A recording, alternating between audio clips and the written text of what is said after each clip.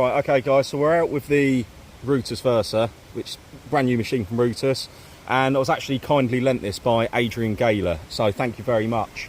But what we're going to do is we're just going to do a very quick basic walkthrough of the menu and then probably do a bit of field testing. So I've literally, this is my first time using it, but I've always liked Rutus. Started off with the Alta 71, which how many years ago, weren't it? 5 years ago. 6. Went up to the Atrex, and that's all I've ever used. So quite excited to get this out in the field and give it a go. As I say, we'll show you how easy it is to use because I've never used this. So let's have a little look through the menus. But before that, just a few of the newer features. Has got this telescopic shaft, which, you know, is an upgrade from the old ones. It's really light as well, isn't it? It just weighs nothing, very well balanced. And of course, it's waterproof, which it used to be a bit of a pain with the Atrex and the Alta. So that's a really nice feature. And rechargeable and wireless headphones. So 2 really good upgrades. Right, we'll have a look at the menu. Yeah, so we've just got the on switch here. So it's just had a quick flick through the menus. Very simple to use. So that's the on button. It's a nice clear screen. You can actually, I think it's got a few settings for brightness, hasn't it? So we've just had a play around with that, but it's much clearer than the Atrex, because even though that had the backlight, I always found it quite difficult to use. It was quite difficult to see the screen, but that is, you know, that's definitely an improvement there. So that's what you would be greeted with, and that's just for your ground balance. We'll skip through that. And then to hold the setting button, just hold there, and then that basically, that's your EMI. So if there was a lot of interference in the field, that would go exactly like that, and that's because we've got the pinpointer right by the coil. It's a really clever feature. So what you would do if there was a lot of interference, press these plus or minus buttons, and what you're looking for is to basically select a frequency in one of the troughs, but that's displaying quite a stable field. We're just going to chuck the pinpointer in front of the coil, and you can see basically that's what interference would look like. So if you're near pylons or electricity cables or anything like that, what you would do, just notch it to say somewhere like there. It's quite a cool feature. So that's your EMI.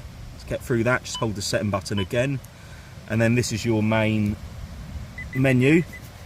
And the modes we've got here are, start from the beginning, you've got beach mode, beach dual, arable dual mode, park and park dual, and then finally all metal mode. And to get through those, again, very simple, just clicking these plus or minus buttons, and we'll stick it on park mode. Hold that there.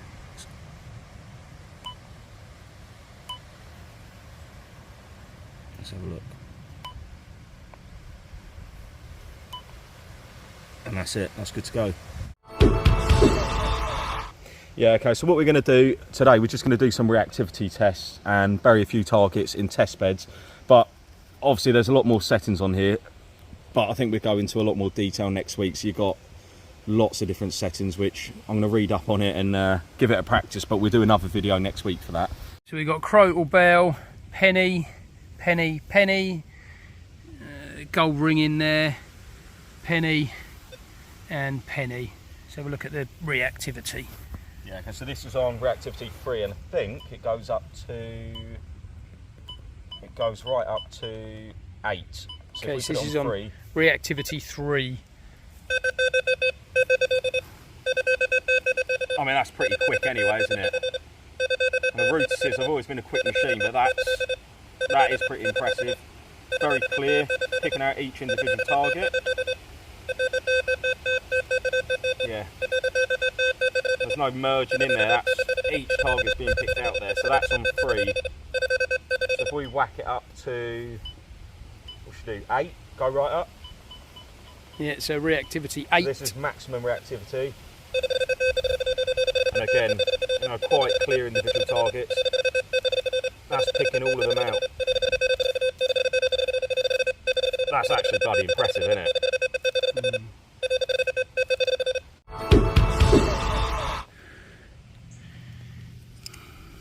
Okay, about 5 inches there, I reckon. Gold. Let's get it buried over.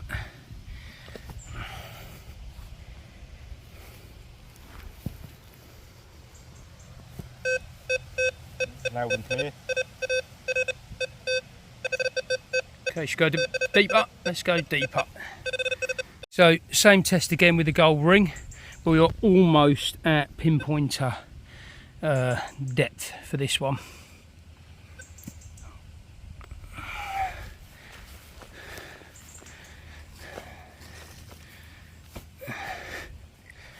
Okay.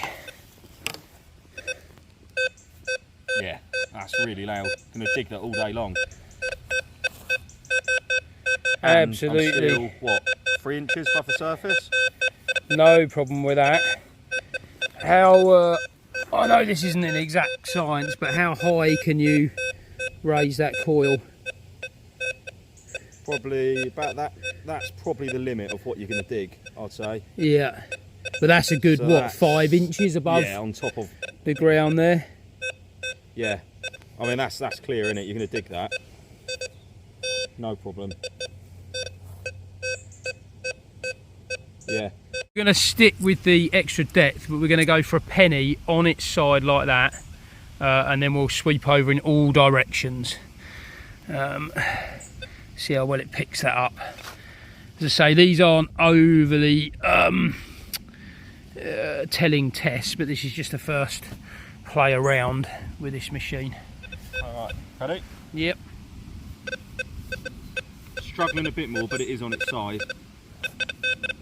But it is picking it up. Certainly that side.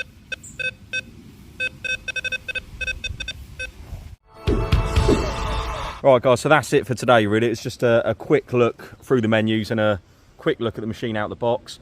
We will be doing another video next week, as I said, and that'll be going in much more depth, looking for all the different settings and a few more test beds. But yeah, first impressions, pretty good.